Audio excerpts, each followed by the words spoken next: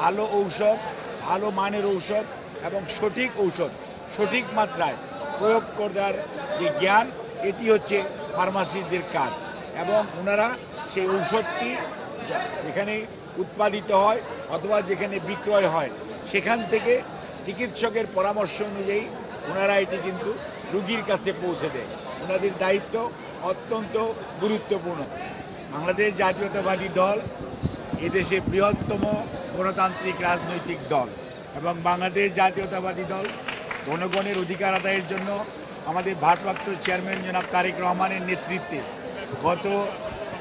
আপনার 7টি বৎসর যাবৎ ম্যাডাম যেই সময় থেকে আপনার কারান্তরীণ হয়েছেন তারপর থেকে ভারপ্রাপ্ত চেয়ারম্যান জনাব তারেক রহমানের নেতৃত্বে সারা দেশের মানুষের নিয়ে বিএনপিও ফ্যাসিস্ট সরানোর এবং ফ্যাসিস্টদের বিরুদ্ধে আন্দোলনের যে গণতন্ত্র পুনরুদ্ধারের যে আন্দোলন সেটা নেতৃত্ব দিয়েছেন জনাব তারেক রহমান। এবং আমরা বাংলাদেশ জাতীয়তাবাদী দল এ ব্যাপারে অত্যন্ত সচেতন। আগামী মধ্য ফেব্রুয়ারির যে নির্বাচন, এই নির্বাচনকে সামনে রেখে দেশীয় বিদেশি যত ষড়যন্ত্র আছে সে এটাকে পিছিয়ে দেওয়ার, প্রলম্বিত করার, সেটিকে মোকাবেলা করার জন্য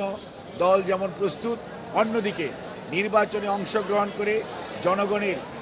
অধিকার, ভালোবাসা সব কিছু অর্জন করে জনগণকে ঐক্যবদ্ধ করে 31 দফার আলোকে আগামীর বাংলাদেশ গড়ার জন্য জনাব তারেক রহমানের নেতৃত্বে বিএনপি তার নির্বাচনী প্রক্রিয়া শুধু গতকালকে না,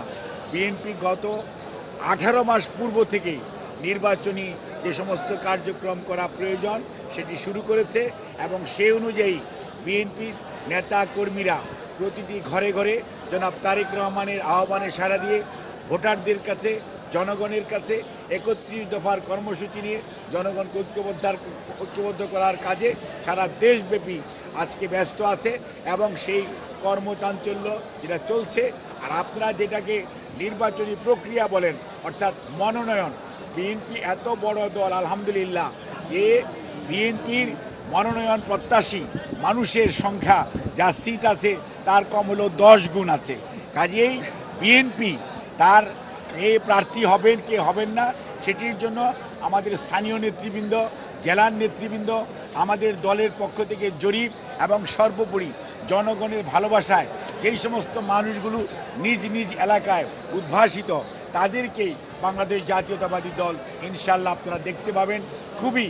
সহসায় যে তাদেরকে মনোনয়ন দেওয়ার ব্যাপারে দিয়ে তারা সিদ্ধান্ত গ্রহণ করবে।